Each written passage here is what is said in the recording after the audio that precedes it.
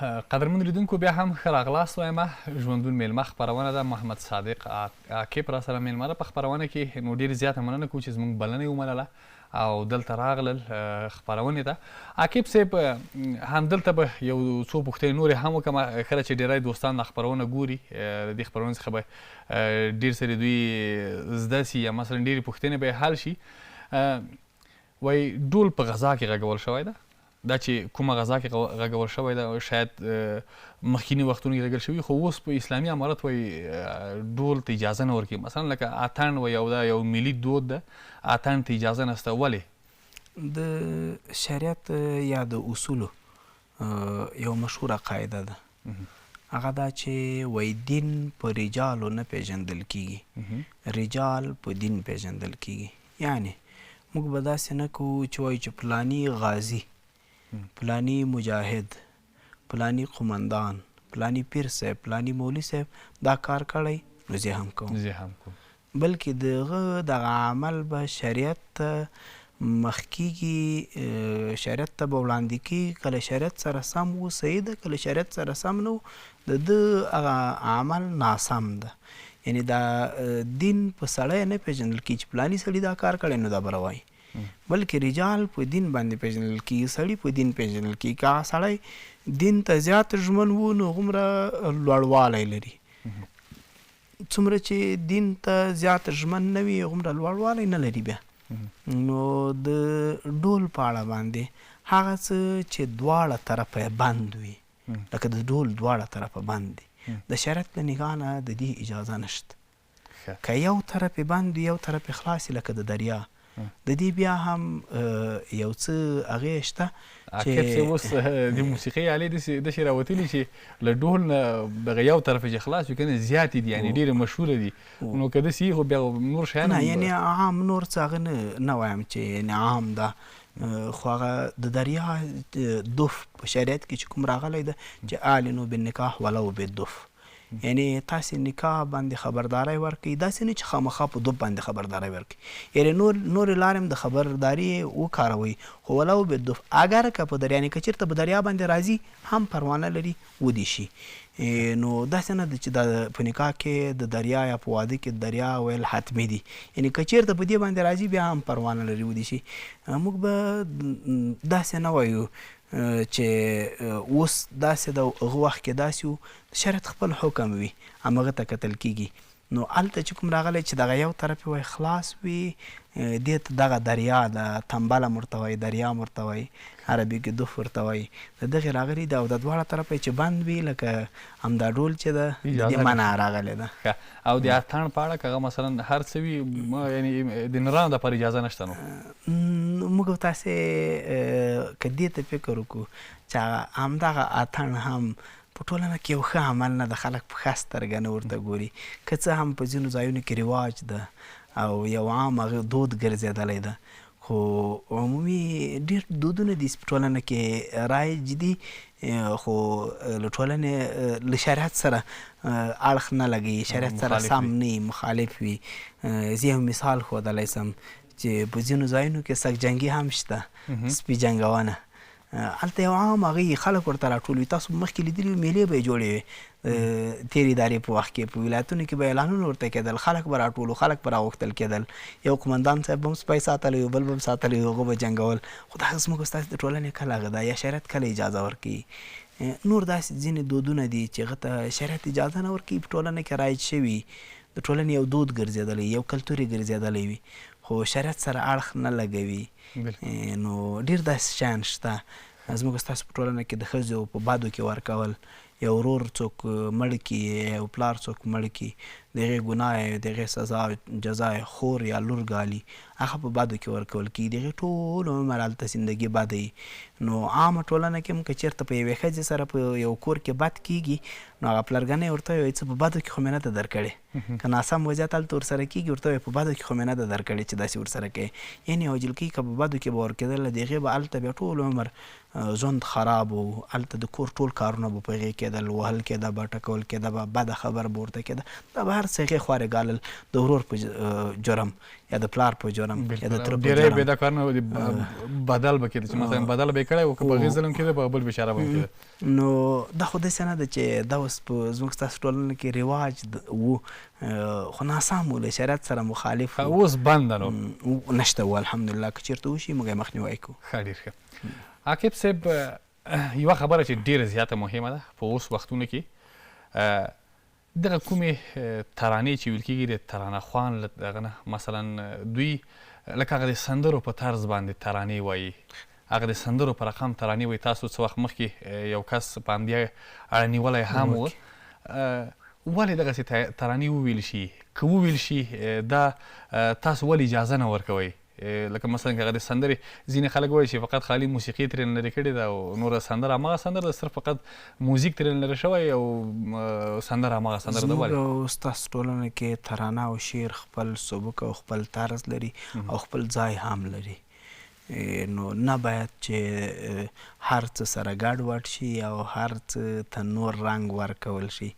باید نعت کوي، حمد وي، ترانه وي، هغه په خپل ځای پاته شي او نور رنګونو څخه متاثره نه شي او د موسیقۍ په انداز یا د ساز په رقم باندې چې هغه ځینې ترانې د ذکر په نوم باندې ورسره کېږي، خو حال دا ده چې هلته له ذکر څخه یو ډول استفاده کېږي.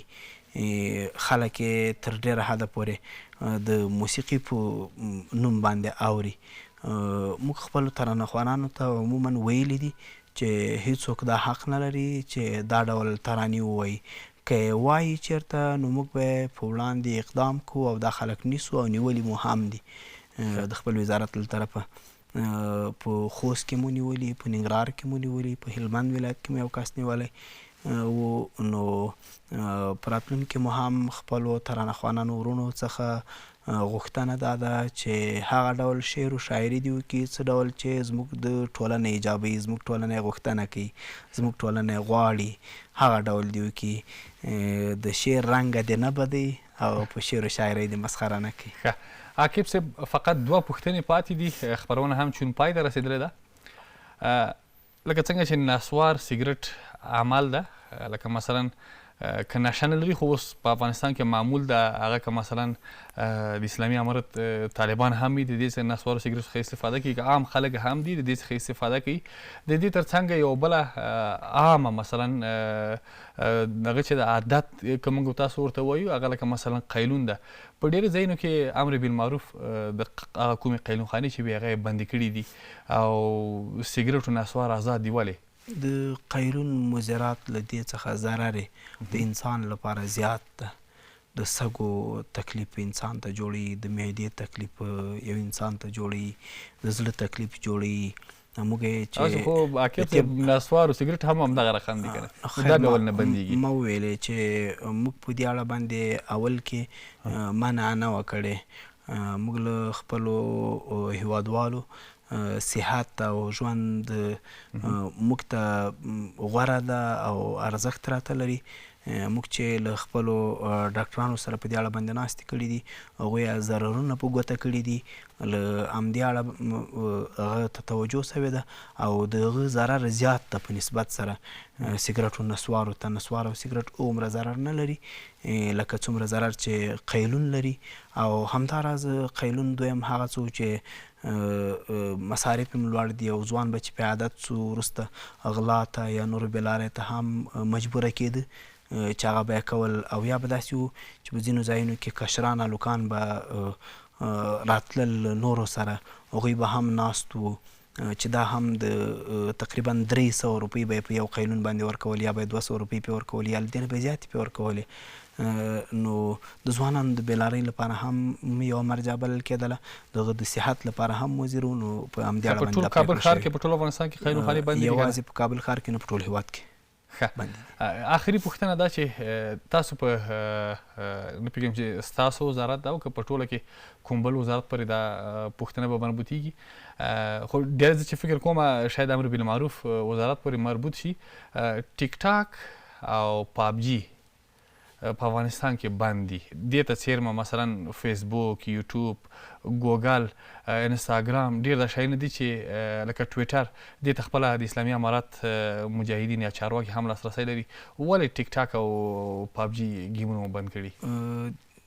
یو خو پابجي ګیم هغه څه ده چې د ګټې هېڅ هم نشته پکې، یوازې د وخت عبث تېرول دي، د وخت ضیاع ده، کوم فایده نه ده پرې مرتبه.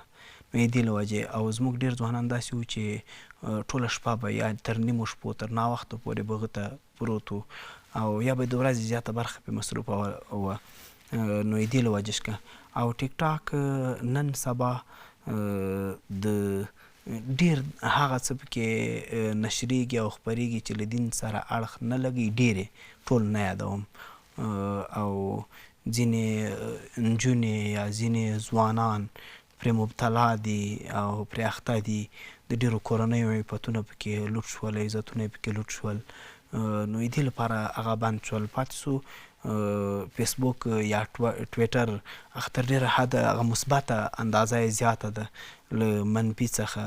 نو د دې له وجې نه هغو ته اجازه ورکړل شوې هغه څه چې منفي یې زیاته ده له مثبتې څخه هغه بند شوي. عاقب صاحب په اوس وختونو کې ټیک ټاک او پابجي ډېر زیات مشهور دي په ټوله نړۍ کې، نو خلک استفاده هم ډېره کوي، خو دا چې افغانستان کې بند دي اجازه نه ورکول کېږي. یوازې په افغانستان کې نه ده، په ډېرو هېوادونو کې همدا اوس په ایران کې ځینې شیان دي چې هغه بند دي خو هېڅوک یې نه یادوي، په روسیې کې ځینې شیان دي چې هغه بند دي، په چین کې ځینې شیان دي. اوس په چین کې له ویچاټ نه بغیر واټساپ هم نشي کارولی، فیسبوک هم نشي کارولی، بند دي. په ځینو نورو هېوادونو کې هم داسې هغوی ځینې اپلیکیشنونه دي چې هغه هلته بند دي، هېڅوک غږ نه کوي. په افغانستان کې داسې یو څه اقدام وشي بیا دننه ټول خلک ورته ګوته نیسي، ګوته ورته نیول کېږي. عاقب صاحب دلته وزګارتیا زیاتره خلک د ټیک ټاک او د پابجي د شیانو ځکه زیاته استفاده کوي، موږ همدا نو وایو غالمغاله چې جوړوي ځوانان او دا کسان یې جوړوي. موږ همدا وایو چې خپل وخت باید عبث په پابجي ګیم یا په نورو برخو کې تېر نه شي.